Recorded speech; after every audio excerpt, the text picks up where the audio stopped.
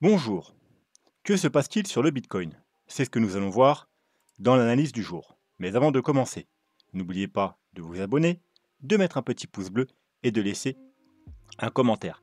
Alors aujourd'hui, on a quelques petits trucs à voir, hein, ça va pas être une grosse vidéo, mais tout de même, on va pas perdre de temps et on va se diriger directement vers la cryptomap. Donc c'est la cryptomap de la semaine, donc bon, pas de changement. On va plutôt regarder la cryptomap du jour, qui est aussi rouge, hein, comme la semaine, hein. Donc, on a certes, hein, pas mal de petits altcoins qui sont dans le vert, mais c'est pas des grosses hausses, hein. C'est, du 2 à 5 en moyenne et sinon le reste, bah, c'est rouge avec pareil entre 2 et des 5 avec IMX qui nous fait un -12. Mais voilà, rien de folichon. On peut retourner sur la semaine, hein. Alors il y a quelques altcoins qui performent bien, hein, notamment le Doge avec 19 X 21 et puis le petit Rune 12 MKR 17. Mais sinon, bah, c'est quand même, du rouge, hein, 2 à 10 sur l'ensemble des altcoins. Donc on avait vu le Bitcoin, il nous a fait une hausse, assez importante quand même, hein, assez jolie. Mais les altcoins pour l'instant, ne suivent pas et maintenant, le Bitcoin corrige et bien entendu, les altcoins pour la plupart, ça suit. Donc, on va se diriger directement vers l'Ethereum parce qu'on m'a demandé d'aller refaire un petit tour sur l'Ethereum. Mais comme je vous avais dit l'autre fois, hein, si je ne reviens pas sur l'Ethereum, c'est parce que les choses n'ont pas changé. Tout simplement, on est toujours sur la trendline, hein, trendline qui dure depuis le mois de juin 2022, donc en support. Donc on ne l'a pas cassé, il n'y a rien à craindre. Si on la casse, il faudra bien entendu valider la cassure par la cassure également de ce niveau de support très important autour des 2100 $. Donc ce sera juste un premier avertissement. Si on casse la trendline, il y aura le niveau de la dernière chance ici. On pourrait très bien faire un petit fake out, rebondir et puis repartir à la hausse. Et dans le sens inverse, il y a ce niveau intermédiaire de résistance, hein, cette petite ligne jaune, hein, qui forme, vous voyez, qui forme, si on prend les deux, ça nous forme une sorte de petit triangle. Voilà, donc tant qu'on est dans ce petit triangle, eh bien, il y a rien de plus à dire sur l'Ethereum. C'est-à-dire tant qu'on ne casse pas des 2 800 $ ou alors dans un premier temps, premier avertissement, les 2 300 et puis, surtout les 2 100 $, eh bien, il n'y a pas besoin de s'occuper d'Ethereum finalement. Il est toujours en train de consolider en attente de ce que va faire le Bitcoin, hein, je pense. Si le Bitcoin décolle, l'Ethereum, très fort probablement, décollera, également. Mais pour l'instant, eh bien, il n'y a rien de plus à dire sur l'Ethereum.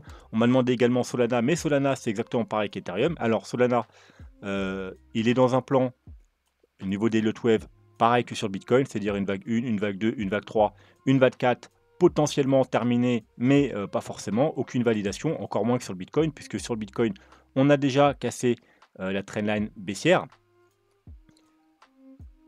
pas encore validée d'ailleurs, mais on l'a cassé sur Solana, pas encore. D'ailleurs, sur Solana, c'était pas encore une vraie trendline, hein, parce que vous avez une trendline, il faut au moins 3 points de contact, et je parle de vrais points de contact, hein. Par exemple là, on la touche plusieurs fois, mais je prends ça comme un point de contact. Et là, pareil, on la touche 3 fois, mais je prends ça comme un point de contact, donc 2 points de contact. C'est pas une vraie trendline, c'est une potentielle trendline, puisque, avec 2 points, vous pourrez toujours tracer une ligne, hein. C'est comme ça qu'on trace une ligne, hein. On prend 2 points et puis on les relie, ça fait une ligne. Donc c'est juste, on se la met juste pour dire: «Ça pourrait faire une potentielle trendline» et effectivement, maintenant la trendline est validée puisque on est revenu toucher la trendline et il y a un rejet. Donc là, on peut dire qu'on a nos 3 points de contact et qu'on a notre trendline. Donc, maintenant qu'on a notre trendline, eh bien, on peut dire que, eh bien, on n'a pas cassé la trendline. Voilà, là, on peut le dire. On peut appeler ça une trendline. Avant, c'était juste une potentielle trendline. Quoi qu'il en soit, voilà, tant qu'on ne casse pas cette trendline, il n'y a rien à dire sur Solana. Et au niveau du bas, hein, on avait le niveau d'achat ici, hein, qui a été touché un nombre incalculable de fois, puis on est en weekly. Avec la mèche, on est même venu chercher comme le Bitcoin. Alors, c'était très rapide, mais si vous, pour l'investissement, si vous aviez euh, placé vos ordres d'achat avant, vous avez pu avoir normalement du Solana autour des 110 $. Et pareil, hein, normalement, si vous avez respecté, on va dire, les conseils, non pas les conseils en investissement, les conseils d'amis, comme sur tous les altcoins, hein, malgré que Solana, je suis persuadé que s'il n'y a pas de problème sur le Bitcoin et le Bitcoin, si on a une belle vague haussière sur le Bitcoin, Solana ira faire des nouveaux plus hauts, contrairement à pas mal d'autres altcoins, mais ça reste un altcoin. Et ce que je vous ai toujours dit sur les altcoins, c'est dès qu'on vient chercher la zone de rechargement de short, surtout le haut de la zone de rechargement de short, on prend des profits. Donc on est venu parfaitement, hein, pendant 4 semaines tapé aux alentours des 200-210 dollars. Donc techniquement, si vous suivez les conseils d'Ami de Talak, vous avez pris des profits aux 210 dollars et vous avez mis un point d'achat alors aux 137 et aux 110 dollars. Hein, donc vous êtes bien, hein, vendre aux 200, aux 210 et acheter aux 200 et acheter à 210 et à acheter à 110, ça vous pratiquement double la quantité de Solana. Quoi qu'il en soit, eh bien tant qu'on ne casse pas ça à la hausse ou au minimum qu'on casse pas ce premier niveau, c'est-à-dire les 137, ben pareil que sur l'Ethereum, il n'y a pas grand-chose à dire de Solana. Ça va être en attente. Hein. Solana, il va suivre fort probablement également le Bitcoin. Hein. Il se comporte à peu près de la même façon. Hein. Il est très résilient comparé à la majorité des altcoins. Il n'a pas, vous voyez, hein, il y a beaucoup d'altcoins qui sont là, voire même font fait des niveaux plus bas. Solana, lui, il se comporte un peu comme sur le Bitcoin, excepté qu'il est un peu moins bullish. Puisque, alors je ne parle pas en termes de pourcentage, et il a bien plus fait des pourcentages plus intéressants que le Bitcoin, je parle juste au niveau du graphique, il n'a pas encore été testé les derniers plus hauts, c'est-à-dire autour des 250 dollars. Hein. Il s'est limité à la zone de rechargement de short, alors que le Bitcoin a cassé sa zone de rechargement de short et est allé titiller les derniers sommets, il les a même dépassés un peu si je ne me trompe pas. Du moins avec des mèches, pas forcément en clôture, mais au moins avec les mèches. Voilà, donc rien de plus à dire sur Solana. On va passer au Bitcoin. Donc sur le Bitcoin, comme je vous ai dit dans la dernière vidéo, c'était possible, si vous vouliez jouer la cassure du bull flag, d'acheter au niveau de la dernière vidéo, ça veut dire aux 68-69 000 dollars en agressif. Pourquoi? Parce que si vous attendez la clôture, parce que normalement on doit attendre la clôture, hein, parce que je vous rappelle que on n'a toujours pas validé la cassure de ce bull flag, tout simplement parce qu'on a eu une clôture, mais la semaine dernière c'est une bougie rouge, donc c'est pas une bougie de confirmation. Donc il faut attendre une bougie verte pour confirmer la cassure. Voilà. Mais comme je vous ai dit dans la dernière vidéo, si on attend la fin, puisqu'en plus on était lundi, donc si on attend la fin de la semaine, ça peut monter très haut. Et comme vous pouvez voir, alors là c'est redescendu, mais ça aurait très bien pu continuer. On est monté déjà à 73-74 000 dollars. Et ça aurait pu très bien continuer, si ça avait décidé de continuer, à 75-76 000 dollars. Et finalement, vous voyez, c'est pour ça que je vous ai dit, si vous voulez vraiment jouer la cassure, le plus sûr, c'est d'attendre la clôture, mais le plus rentable, c'est d'acheter maintenant, parce que ça peut monter très haut, et au lieu de 68-69 000 dollars, vous pourrez acheter à 73, 74, 75, 76 000 dollars. Quoi qu'il en soit, ce qu'il ne faut surtout pas faire, c'est acheter quand vous voyez tous les youtubeurs qui commencent à s'exciter. Hein. Alors, je vous parle d'achat de cassure, hein, tout simplement parce que il est 3-4 jours passés, hein, dès que le Bitcoin il a des 70, 71, 72, il y a tout le monde qui s'excite, qui vous sort des vidéos ultra bullish. Et ben c'est pas le moment d'acheter quand on est sur des fortes résistances. Pourquoi?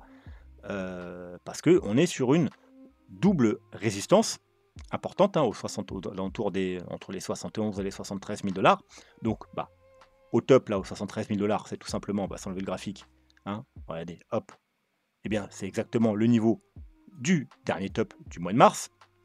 Mais également, si on reprend ce graphique, je sais que vous l'avez oublié, ma trendline, parce que j'en ai pas parlé dans les derniers jours, voire même les dernières semaines, parce que je vous en avais assez parlé les mois passés. Mais elle est toujours là, ma trendline long terme. La trendline long terme qui date de 2013, qui a fait support pendant 10 ans, pratiquement 10 ans. Et ensuite, elle a fait résistance pendant 1 an et demi. Alors, je vais même vous la mettre en mensuel, parce que c'est une trendline mensuelle. Voilà. On l'a cassé, hein, après 10 ans de support, on l'a cassé en août 2022, puis elle a fait résistance, résistance, résistance, résistance, résistance, résistance, résistance. On l'a enfin cassé en février 2024, vous voyez, donc plus d'1 an et demi après.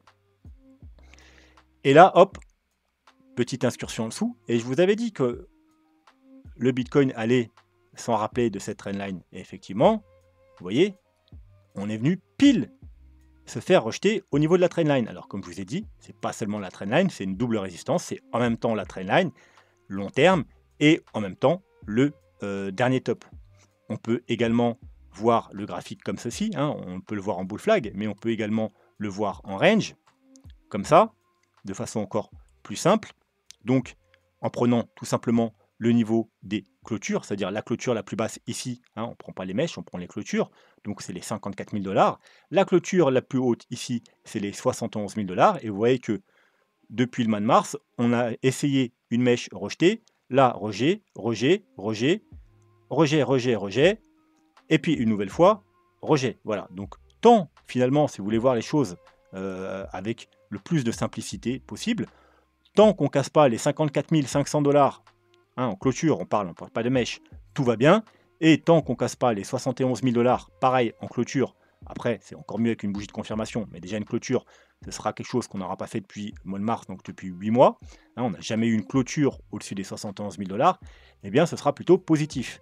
Mais pour l'instant, eh bien, il n'y a rien de tout ça. Voilà, il n'y a rien de tout ça. On a, comme je vous ai dit dans la dernière vidéo, toujours pas validé la cassure du bull flag. On a toujours pas, alors là, on va remettre, hop, valider la cassure de la zone de rechargement de short, hein, parce que je vous rappelle, ça c'est la zone de... Alors comme je vous disais il y a quelques minutes sur Solana, effectivement le Bitcoin a cassé déjà il a déjà cassé plus ou moins sa zone de rechargement de short.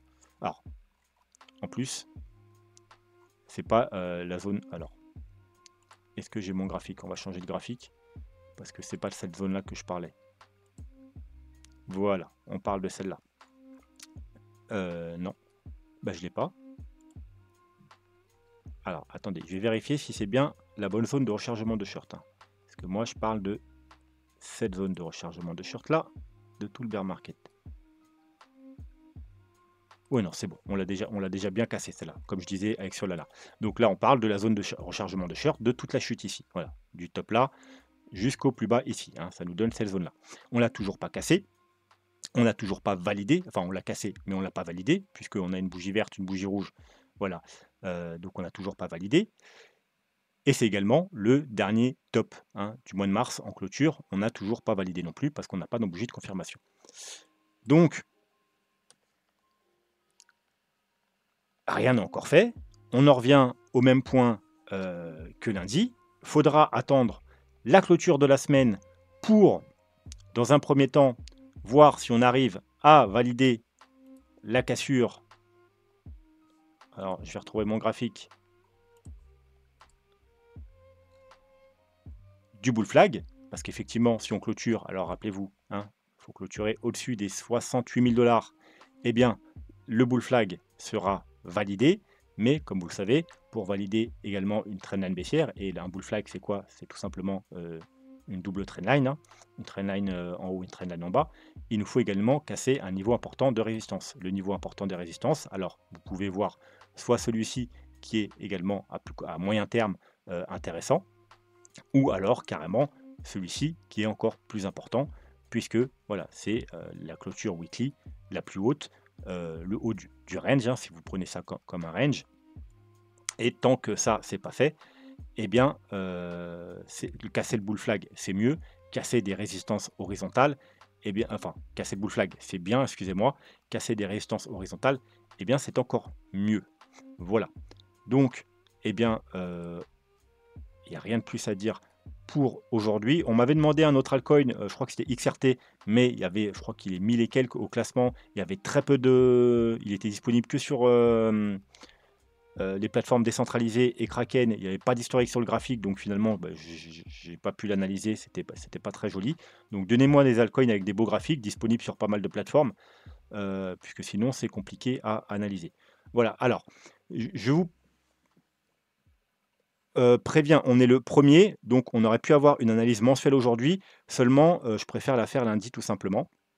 Pareil, le plan Elliott Wave, je vous ai dit, tant qu'on n'a pas cassé en weekly les 69 000 $, on ne fera pas trop d'updates dessus.